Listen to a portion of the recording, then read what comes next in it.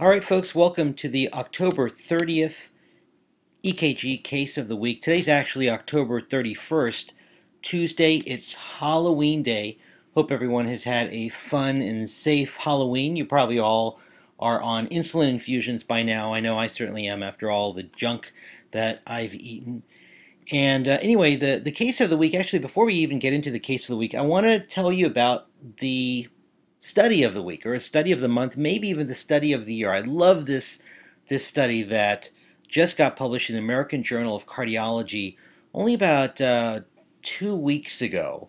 And it's something that I think every emergency physician ought to keep in their back pocket if they ever get criticized by any consultant out there for missing a subtle case of an MI. This was published by cardiologists down at Baylor, so obviously a very well-known institution and a very academic group of cardiologists out there. And essentially what they did was they wanted to study how good interventional cardiologists are at distinguishing between true STEMI versus mimics of STEMI. So they got 84 EKGs that had ST segment elevation, 40 of which were true STEMIs, and they gave these 84 EKGs to 7, quote, experienced interventional cardiologists. Now, these are the cardiologists that make the decision about whether you're going to the cath lab or not. These are the people that do the cath themselves. So you figure these are the guys who really, really know true STEMI versus not true STEMI. And they gave them the EKGs and they gave them a simple question. They said, this person has concerning chest pain. Here's the 12-lead EKG. Are you taking this patient to the cath lab, or are you not going to take him immediately to the cath lab? And remember, 40 out of the 84 were true STEMIs. What did they find? Well, what they found was very disappointing. On average, they had a sensitivity of picking up the true STEMIs of only 71%. In fact, the range went from 55 up to 83%. So one of the cardiologists missed 45% of the true STEMIs. Even the best cardiologist missed 17% of the true STEMIs. Now, is this just some outlier study? It's not. Just a couple years ago in American Journal of Cardiology, a few very well-known cardiologists, including Spodek and Nickus, who have their names on a ton of cardiology papers, decided to take a look at how good these quote-unquote 15 experienced cardiologists from around different countries in the world are at interpreting ST elevation, and they got 116 EKGs, 8 of which were true STEMIs, and they sent these 116 EKGs to the cardiologist and said, here's a patient with concerning chest pain, here's the EKG, do you think this is a true STEMI? Does this patient need to go to the cath lab right away?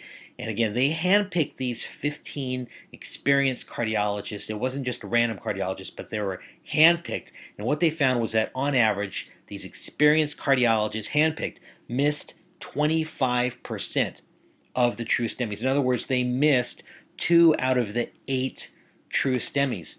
And so, not that great. So the bottom line is something that I try to emphasize to everybody out there. You've got to be the expert at reading EKGs. You cannot rely on anybody else, because if you do, chances are the people that you're relying on are probably not as good as you think, and oftentimes not as good as they themselves think. All right? They're really good in their own mind, but not necessarily when you actually study their true skills. So the only person you can rely on, the only person you have to rely on is yourself. You've got to know how to read EKGs really, really, really well. So 2 studies out of the cardiology literature demonstrating that even experienced cardiologists, interventional cardiologists, are nowhere near what we might want to consider a gold standard. Okay, let's get into the case.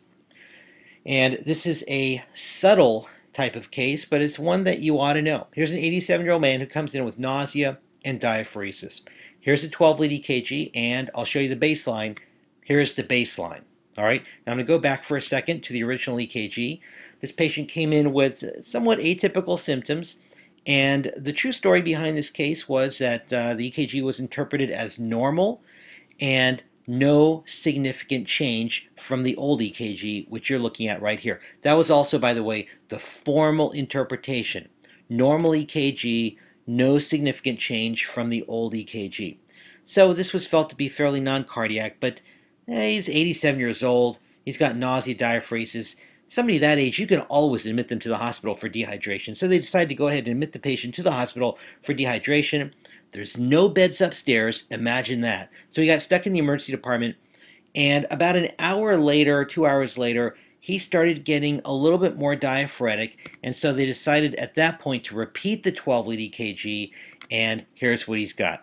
This guy has developed an inferior wall STEMI with some reciprocal changes. And you know what? Let's take a look at AVL. There's a reciprocal change in AVL, which is more pronounced now. And thankfully, the hospital was so crowded, he didn't go upstairs and get admitted to a floor bed, because if this hospital had been very efficient, if the hospital was not overcrowded, and if he had gone upstairs very quickly, he would have been sitting on the floor when his STEMI developed, and they would have missed out on an opportunity for immediate reperfusion. Fortunately, this guy went to the cath lab very quickly because this was picked up in the emergency department, and he ended up having a good outcome. So let's talk about inferior wall STEMIs, and specifically lead AVL. One of those two leads that people never look at. We'll talk about AVR maybe next week. This week, we're going to talk about lead AVL and how AVL can sometimes predict an impending inferior wall STEMI in symptomatic patients. First of all, let's look at a normal EKG. Take a look at lead AVL. You'll notice that the normal AVL has a T wave which is slightly upright. Sometimes it can be flat, but it's not normal for the T wave in AVL, with a couple of exceptions that we'll talk about. It's not normal for the T wave in AVL to be inverted. So if you have an inverted T wave in a person who's got some cardiopulmonary symptoms, you've got to worry. And if it's a new T wave inversion in AVL in a person who's got active symptoms, you've really got to worry, even if you see nothing else anywhere on that 12-lead EKG. Why do you have to worry about that? Well, it turns out that lead AVL is probably the most common lead in which you see a reciprocal change in an inferior wall STEMI. Let's take a look at an inferior wall STEMI. And this EKG is a no-brainer. Nobody would miss this. This person's got big-time ST segment elevation in the inferior leads. But take a look at lead AVL. There's a flipped T wave. There's also some ST segment depression. And we'd look at that. We'd probably not even bother looking at that because that's just a reciprocal change with the inferior wall STEMI. Well, the important point that needs to be made here is that in many cases, the reciprocal abnormality shows up first and the ST elevation shows up later. So the first thing you might see is the reciprocal change, the flipped T wave in lead AVL. And in fact, this is something that Henry Marriott, one of the true gurus, one of the true, really unbelievably smart cardiologists in EKGs, decades ago used to talk about, that reciprocal changes in lead AVL can precede the development of other inferior lead changes. And so let me show you a few cases where this teaching point was hammered into our brains. 56-year-old guy comes into the emergency department with fairly classic reflux type of symptoms. Now, first takeaway point that I'm going to give you is a little bit of a digression, but you'll notice that all of the cases I'm about to presented with reflux type of symptoms. Reflux is a very common presentation for people that are having an inferior wall STEMI.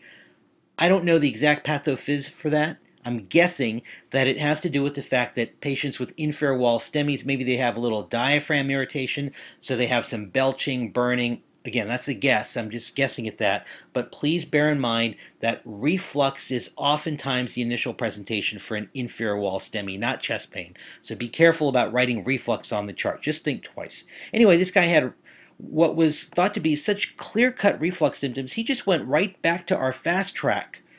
Skipped over the main ED, went right back to the fast track and got a GI cocktail, Maalox and viscous lidocaine. He got better. Now he wants to be discharged. So discharge papers are written up, and the nurse goes back to give him his discharge papers, but things were kind of backed up, so it took about half an hour before she finally went back to give him his discharge papers. Half an hour later now, she goes back, here's your discharge papers, and she looks down at him and notices that he's really diaphoretic. So she says, you know what, let's not discharge you just yet. Let's just check a 12-lead EKG. Here's the 12-lead EKG. There's really not much else at all going on, just a flip T wave in lead AVL.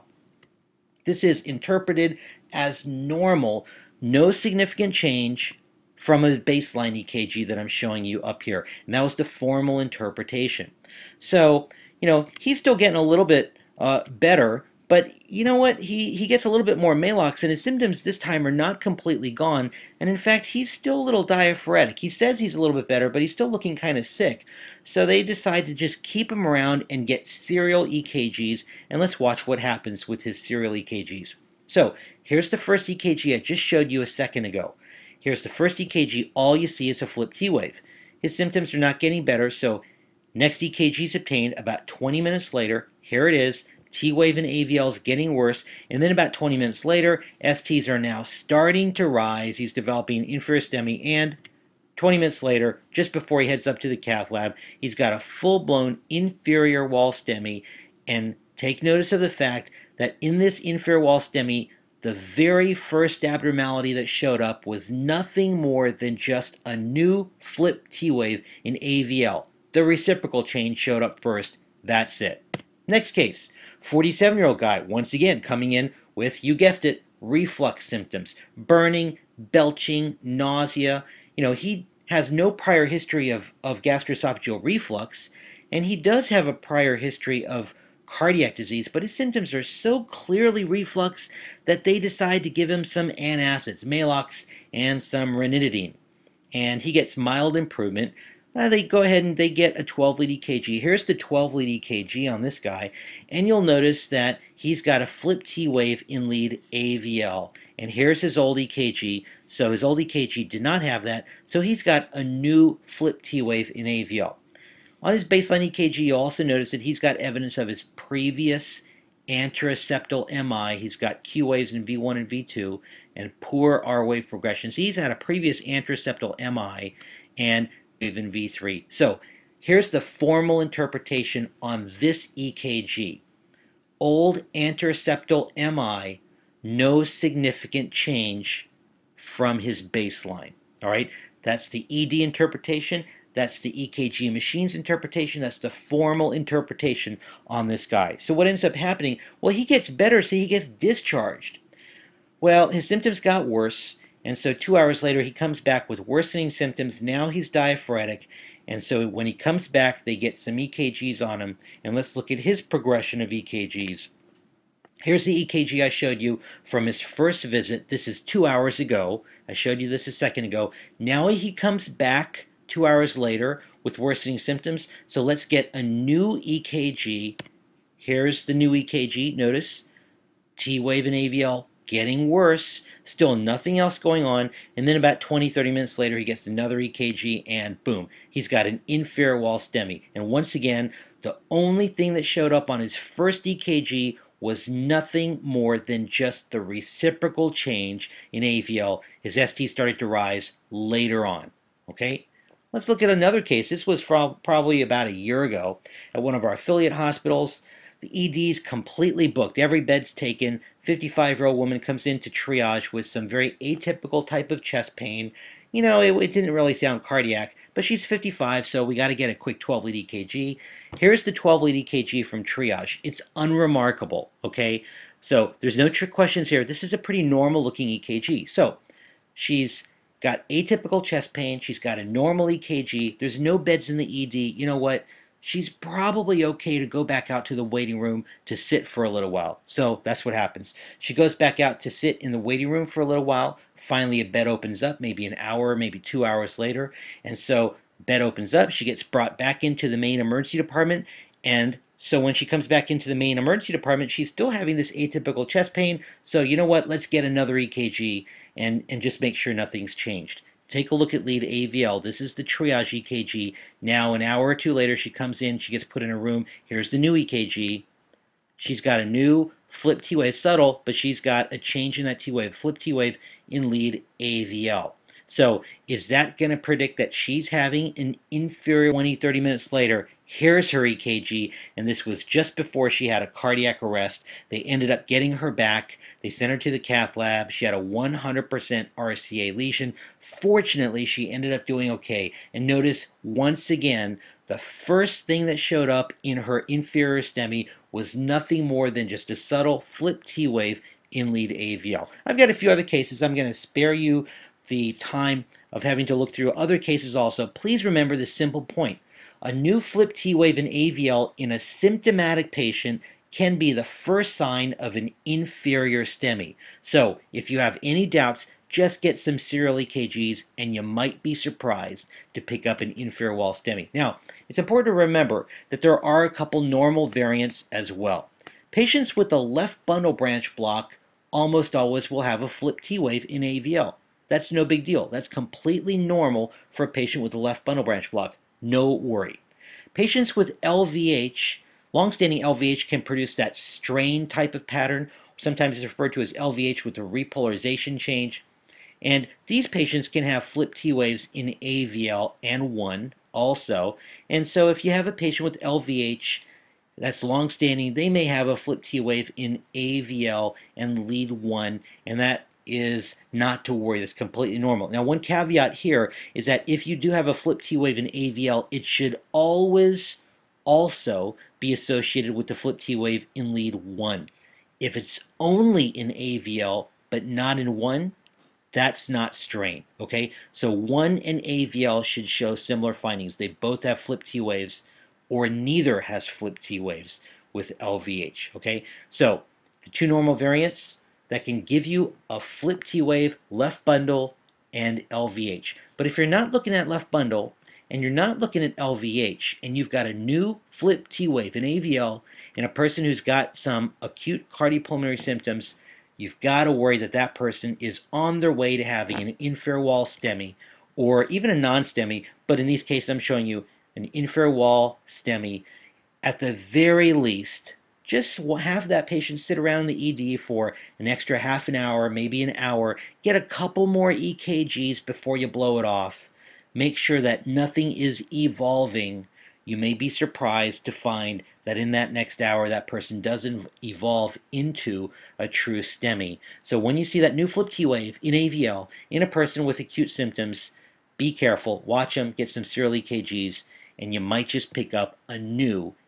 That's it for the EKG case for this week, and hopefully we'll talk about AVR, the other forgotten lead, next week. Until then, take care.